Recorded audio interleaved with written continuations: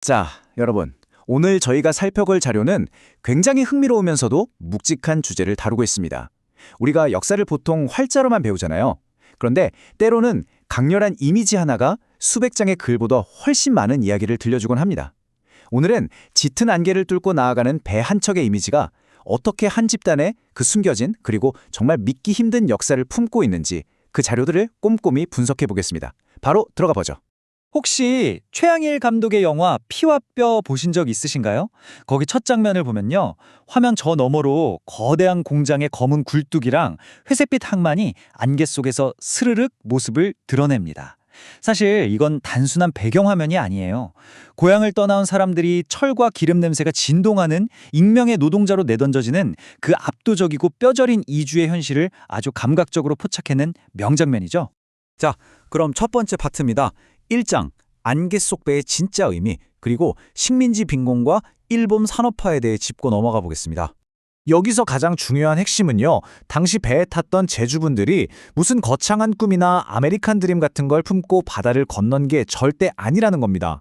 식민지 시절 척박한 땅에서 농사는 망치지, 세금은 엄청나지, 말 그대로 극심한 굶주림이 그분들의 등을 떠민 거예요. 즉, 오사카는 낭만적인 외국이 아니라 그냥 굶어 죽지 않기 위해 무조건 가야만 하는 곳이었던 거죠.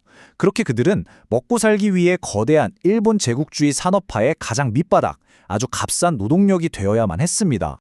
그런데 여기서 정말 놀라운 역사적 반전이 하나 등장합니다. 두 번째 파트, 바닷길에 먼저 연 해녀들, 공장 굴뚝 이전의 숨소리입니다. 보통 공장 노동하면 건장한 남성 노동자들이 먼저 대규모로 넘어갔을 거라고 짐작하시잖아요? 아니요, 완전히 틀린 예상입니다.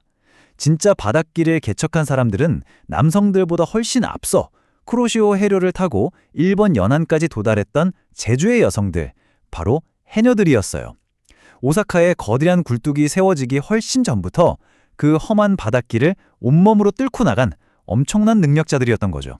이 흐름을 한눈에 볼 수 있는 타임라인인데요. 1920년대에 해녀분들이 먼저 현지 바닷길과 환경을 다 닦아놓은 덕분에 1923년에 역사적인 제주 오사카 직항로가 뚫릴 수 있었습니다. 대단하죠? 그리고 1930년대를 거쳐 대규모 정착촌이 만들어지고 1948년 그 가슴 아픈 제주 4.3 사건이 터질 때까지 수만 명이 이 통로를 타고 이동하게 됩니다. 바다가 단절의 벽이 아니라 거대한 생명선이자 통로가 된 셈입니다. 그렇게 일본에 도착한 뒤의 현실은 과연 어땠을까요?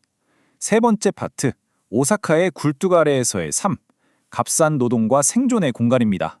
이카이노 스루아시, 이 지명들 들어보셨을지 모르겠네요.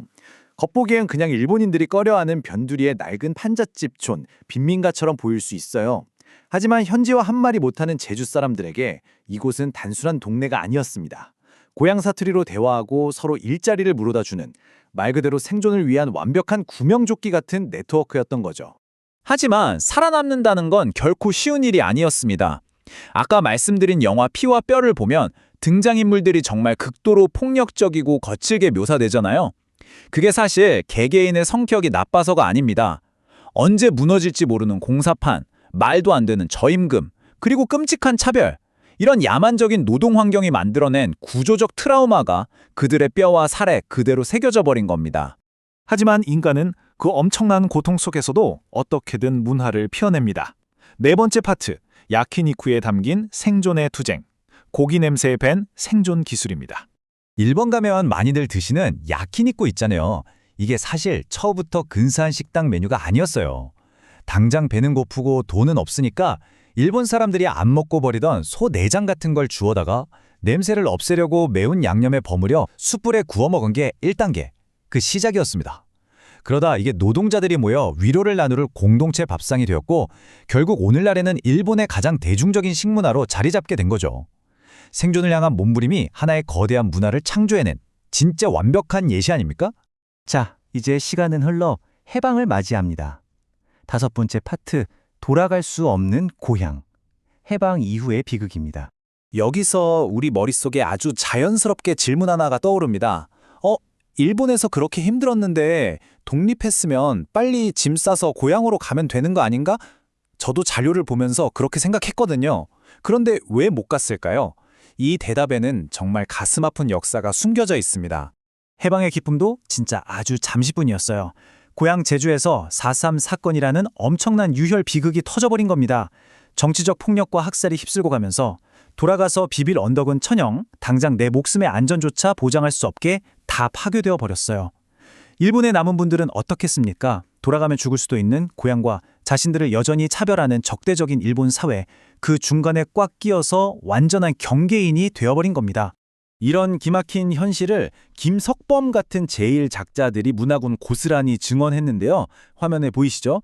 이분들에게 고향은 그냥 명절에 떠오르는 아련한 그리움 같은 게 아니었어요. 가족은 거기에 있는데 나는 살기 위해서 절대 갈 수가 없는 곳.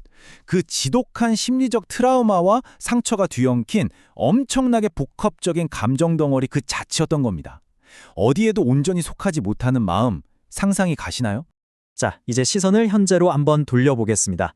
6번째 파트, 경계인들이 만들어낸 현대문화, 차별의 거리에서 문화로. 지금 일본의 스루아시나 이쿠노 같은 코리아타운을 가보면요, 분위기가 옛날이랑은 완전 달라요. 한류붐 덕분에 젊은이들이 몰리는 엄청 화려하고 핫한 관광지가 됐단 말이죠. 일본어, 한국어, 제주 방언이 묘하게 섞여서 들리고요. 하지만 명심해야 할 건 그 화려함 이면의 좁은 골목들, 그 고기 굽는 연기 속에는 온갖 차별을 이악 물고 견뎌낸 개척자들의 눈물과 역사가 켜켜이 쌓여 있다는 사실입니다. 세대가 넘어가면서 이분들이 싸우는 대상도 변했습니다. 1세대들이 거친 노동 현장에서 말 그대로 안 굶어 죽으려고 물리적인 생존 그 자체를 위해 피 터지게 싸웠다면요. 지금 일본에서 태어나고 자란 2세, 3세들은 완전히 다른 전쟁을 치르고 있어요. 겉보기엔 똑같고 일본어를 모국어처럼 쓰는데 여건은 다르고 사회에선 여전히 보이지 않는 외국인 꼬리표가 붙어 있고, 그럼 대체 나는 누구지? 하는 이 복잡한 정체성의 혼란과 매일 싸우고 있는 겁니다. 자, 오늘 이 긴 분석을 마무리하면서 이 슬라이드의 질문을 여러분과 꼭 함께 나누고 싶습니다. 지금까지 보셨다시피 이분들의 역사는 프로스터 억울하게 당하기만 한 피해자들의 이야기가 아닙니다. 스스로 바다를 건너고 살아남고 새로운 문화를 창조해냈잖아요. 우리가 지금 무심코 즐기고 소비하는 그 문화와 풍경들, 다 이분들의 피와 뼈 위에서 만들어진 겁니다.